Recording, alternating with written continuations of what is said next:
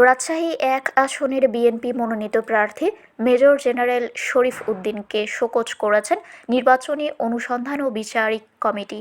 একই সঙ্গে আচরণবিধি লঙ্ঘনের বিষয়ে ব্যাখ্যা দিতে তাকে সশরীরে আদালতে তলব করা হয়েছে। এ আসনের নির্বাচনী অনুসন্ধান ও বিচারিক কমিটির হয়ে রাজশাহীর যুগ্ম জেলা ও দায়রা জজ মোসাম্মদ কামরুন নাহার গত রোববার তাকে এই শোকজ নোটিশটি দেন।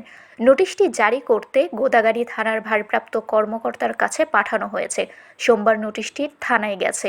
নোটিশে মেজর জেনারেল অবসরপ্রাপ্ত শরীফ উদ্দিনকে বলা হয়েছে, নির্বাচনী অনুসন্ধান ও বিচারিক কমিটি অবগত হয়েছে যে তিনি তানোরের মুন্ডুমালা পৌরসভার ৯ নম্বর ওয়ার্ডে সকল অটোরিকশা ও সিএনজি চালকদের একটি করে চাদর, মাফলার ও ধানের শীষের ফ্ল্যাগ বিতরণ করেছেন, যা সংসদ নির্বাচনের রাজনৈতিক দল ও প্রার্থীর আচরণ বিধিমালা ২০২৫-এর ৪ নম্বর বিধির সুস্পষ্ট লঙ্ঘন।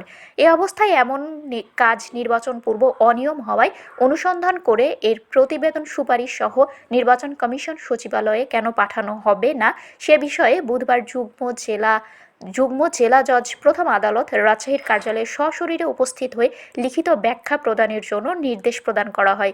এই নোটিশের অনুলিপি রাজশাহী রিটার্নিং কর্মকর্তা ও জেলা প্রশাসক আফিয়া আক্তারের কাছেও পাঠানো হয়েছে। শারমিন শিমু, বরেন্দ্র টেলিভিশন।